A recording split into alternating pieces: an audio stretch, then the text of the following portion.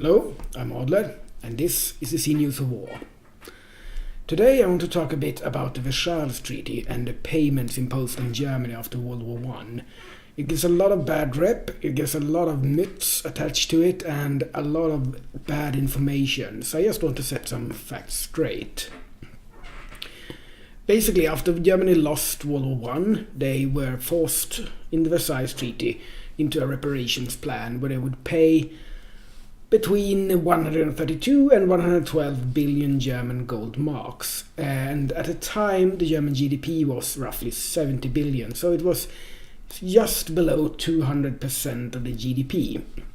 The plan was for them to pay roughly 2.5% of the GDP yearly for maybe 70 years, and after that being finished with the payments.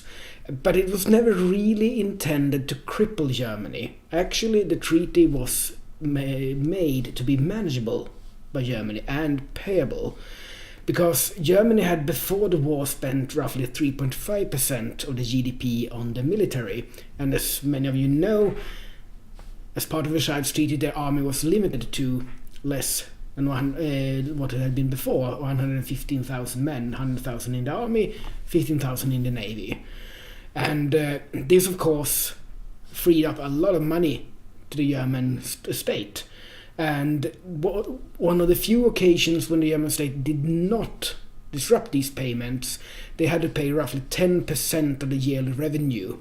And this was manageable if the Germans had wanted austerity and actually worked to pay what they had signed up for paying. But the German people felt that they had not lost World War I. They had been on occupied ground. They had always taken ground. They had defeated Russia. They had occupied Belgium. They were deep in France still when the war ended. And so arose the stab in the back myth, and actually fucking, sorry for the word, but still, with the Versailles payments became a very popular thing to do for German politicians because it was popular with the electorate. And the Germans paid in 1921 and 1922 about 10%, and then they started messing up because they were supposed to pay in gold and in raw materials, primarily coal and timber and some iron and other things. And they fell short of this and defaulted on the payments. And then the Belgian and French army moved into the Ruhr area to occupy the German coal mines and extract the coal that they were due that way instead. Of course, the German laborers and miners went on a general strike. And here's one of the main problems with the whole thing. The German state actually told the miners they would pay their wages when they were striking, even though they were not producing anything. The combination of printing money to pay the miners that weren't working, losing the whole Ruhr area and its production, and inflation that had started earlier created the hyperinflation between 1923 and 1924. And at times I can see on the internet that some people feel like this happened just before the Nazi takeover, and the Nazi takeover of political power was a direct result of the hyperinflation. But it happens 10 years because Nazis took over power in January 1933, and the German economy or the German currency was restored from hyperinflation in 1924. So it happens 9 years before the Nazis take over power.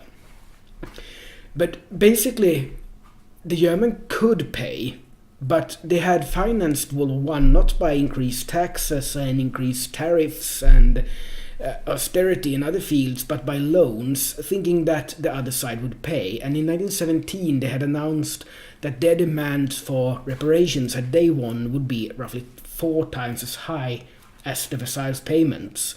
So they weren't really on a good moral high ground there.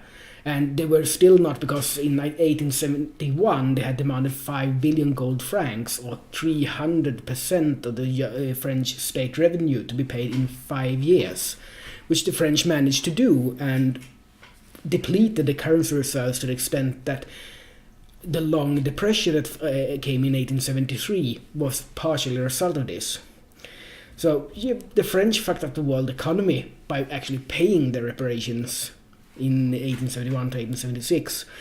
But still, the Germans could have paid, but the problem was that they had promised very good pensions for the veterans. They were investing more than they should in the army by making it every man in this 100,000 army an NCO, and increasing the training and the equipment, and doing a lot of the shady deals with HIH Siderius, developing artillery in the Netherlands, Krichtan Vulcan developing submarines in Finland, Bofors and Landsverk developing artillery, AA guns and tanks in Sweden, and testing planes and tanks in Kazan in the Soviet Union, and working with Becker and Oerlikon in Switzerland to develop automatic cannons, and so on. So they also had the Schwarze Reichswehr, which was a hidden reserve and hidden weapons to make sure they actually had an army should they need it. And they spent more money on that. And the German state also had, for the time, rather advanced welfare state that had been introduced by Bismarck in the 19th century in an effort to combat socialist ideas by giving the people welfare. And the combination of financing the war on loans and not getting any reparations, promising high pensions for the veterans, the pre-war welfare state, the spending on the army that really shouldn't be doing, that wasn't that big, it was still only about 10% of the earlier pre-war expenditure, but still it was money they didn't have, and not being able to elect politicians that could deal with this situation, because that was not popular. People wanted the welfare, people wanted their pensions, people did not want to pay high taxes or tariffs or face austerity. So the combination of this and the hyperinflation ruined the German economy. So it can actually be argued that the Germans would rather ruin their own economy completely than pay their Versailles payments. So, and much of the criticism for the Versailles payments come from Keynes and his political idea that you need to invest and need to keep Germany inside the economy. And of course there's some very good arguments he makes, but still the Versailles payments were designed to be payable, they were designed so that Germany could handle them, but Germany didn't want to handle them, and the result is history. So remember, the scenes of war are endless money.